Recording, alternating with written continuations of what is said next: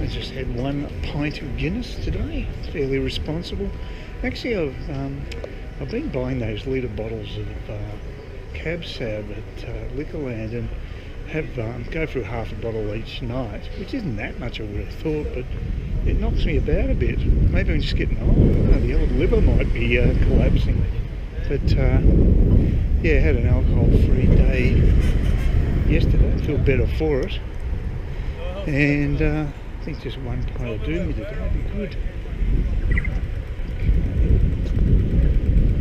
And when I was at the actual bar, there was a very cute girl came in with a CV. I'm pretty sure she's looking for a job. You get that all the time at PJ O'Brien's. It's always getting people coming in looking for casual work. Although I think a lot of them are actually here for a while. Most of the ones that work here, I think they're in Australia for at least a year or so. And because they talk about, you know, working on farms to extend their visa, for instance. It's not an uncommon conversation that takes place. But yeah, I had to put up with the old Cairns Post rather than the Australian, because some guy was reading the Aussie while I was there. And mind you, there wasn't much to it. I actually eventually got it, and it was pretty thin. Thursday conditions, not much. But Cairns Post, you know, there was 3 councillors who actually voted for this feasibility study. I think 80 grand's worth for a light rail to go to the airport. It's a bit of a wank, you know. I think a bus would do it anyway. Don't need a light rail, so it's a bit over the top. Because the state government said they wouldn't pay for it. The only thing the state government doesn't pay for, they're way in debt. They seem to love spending money. Classic Labor state government, but they're shockers. They've got no financial responsibility, but they decide to not allow that to pay for the feasibility study. But again, I think it's a waste of money anyway. So I don't think it's. I think the council's made the right decision. The one that represents my area voted with the mayor and a couple other people to go with the feasibility, which I think is wrong. And apparently they're, I think Bob Manning's the mayor, and he's actually at loggerheads with my member for Parramatta Park, who's a Labor guy. Usual political correct garbage. There hasn't been a council election since I've been there, so. But I don't think I'd be supporting that guy, but he's probably got a big majority, so I don't think my vote will count, but who knows, who knows. But yeah, there wasn't that much in the Australian either, but it's a good paper.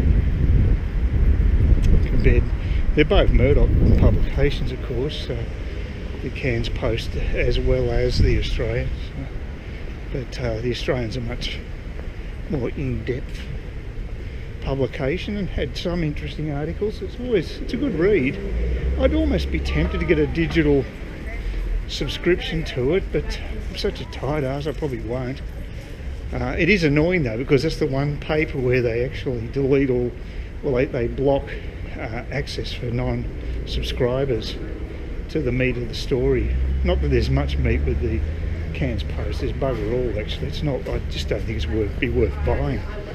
But the Australian certainly is quite a good paper with good journos. In the main, yeah, pretty good. I got a call from Steve, guy I used to drink with at PJ's. He's just been living in Brisbane for some time now. I thought I'd lost contact with him, but he's still there. I thought he might have to go overseas because his mum was, maybe to see his mum was getting on a bit. But no, he's still in the country and he's fine, and his mum's fine, and he's enjoying it there. And got another call, Skype call, from a friend living in Chiang Mai. He's coming back to Australia. He's actually living in Brisbane as well now, so he's flying back on next Monday.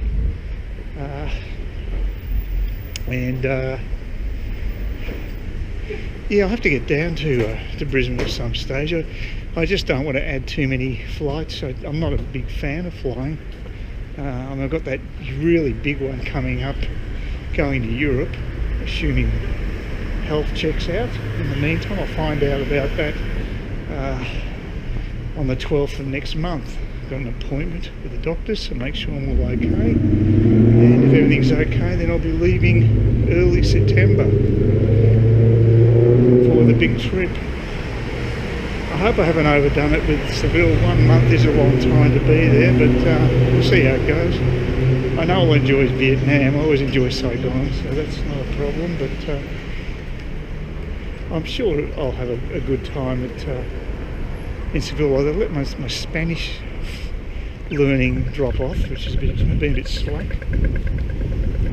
So I haven't been keeping up with the Michele Thomas stuff. I've got to read the PDF file. It's because he's got a bit of an accent, so I want to make sure I've got all the words down correctly, and it'll be good reinforcement, but I've just been too slack. So maybe I've got too much time, need a bit more pressure, time pressure, to make me get off the backside and pull my finger out. But I still have a better command of the Spanish than I did in the last trip at this stage. So considering I've got around 8 weeks to reinforce that, I've got plenty of time. You can improve the vocabulary. It's the it's more the grammar that's the issue. That's the hard part of a language. You can pick up words, obviously, but I don't feel super confident with the grammar, so that does require a lot of practice, and hearing the language is a lot harder than saying it. Apparently that's quite normal to have problems actually comprehending what people are saying in Spanish as opposed to speaking it yourself. Although at least last time, which was 5 years ago when I went there, people did seem to understand most of the words I said. There was one I really bombed out on, and that was, I remember this one specifically at a supermarket checkout, and I was just saying to a woman, I might have said occupado, which means busy. So, you are occupado or something, just sort of saying, busy here. She didn't acknowledge it at all. Actually, I should have said occupada, which is you, as opposed to occupado is I am busy, as opposed to you are busy. So in certain ways, the Spanish is easier than English, but it still requires a bit of work, and I'm not the most conscientious guy on earth, so. But hopefully I can get motivated again to get back into it, which I think I will. I just got to pull my finger out and jump in again. And I think you've got to do it on a daily basis, and it improves your confidence too if you keep hearing the language continually. I'm finding that it is building up. My knowledge of say, grammar is building up over time, but I find he's the best I've ever come across. A lot of people rave about him. There's a guy actually online, I think Australian language teacher, and he was trying to say how the modern methods are much better than someone like Michele Thomas, but everybody was absolutely shit-canning this guy because he came across as being really arrogant, which I think he is. I think he wouldn't even embrace an alternative like that. And he made a fairly, what I regard, a bitter and snide sort of YouTube video supposedly exposing Michele Thomas, but what it did was it exposed him to not being able to argue his case particularly well. So it's dangerous when you go on YouTube and you don't think things through, because it's his living, it's his livelihood. He's going to defend the status quo, isn't he? But all I can say is that I have not formally done any language lessons. I've just done the audio tapes, and I found Michele Thomas to be very good, because he explains everything as he goes along. He makes hyperbolic claims. He claims that you don't have to do any study, and that it's all the teacher's responsibility for your learning, not the student. The student should not be stressed at all, and all these things. There's some truth to that, but it's a bit over the top. It's a bit of sales hype as well. So I'm sure he died a very rich man, because he basically he set up his classes, his language classes in LA, and basically was the the language teacher to the celebs. So you could imagine he was getting quite nice pay packets.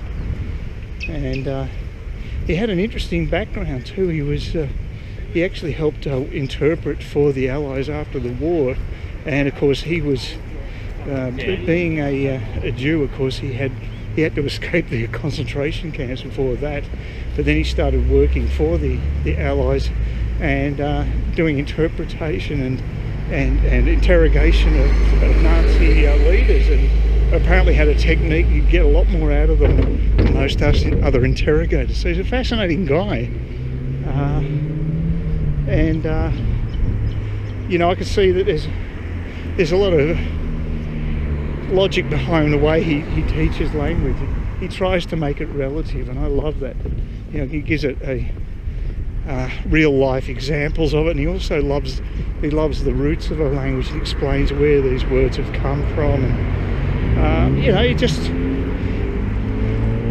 think he's definitely was onto something, and it wasn't just hype over substance.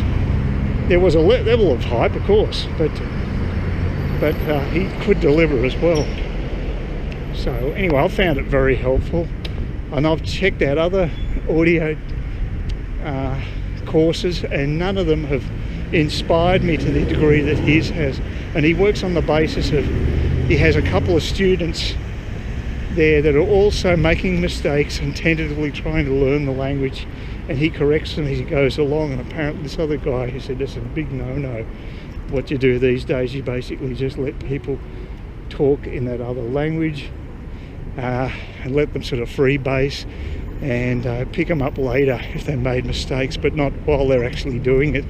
But you know, that's arrogant. There's many ways of learning it, and learning doesn't work the same with everybody anyway. Different forms of learning works better on different people. So this guy really pissed me off quite a bit, having that sort of narrow-minded attitude. You know, I think it's more nuanced than that. Please consider subscribing to my channel if you think there's anything there of use to you, or entertainment or whatever. And either do that or give me a thumbs up, or if you're feeling really energetic, do both. That'd be great. But please don't ignore me. That's the worst thing you can do on YouTube, is be ignored.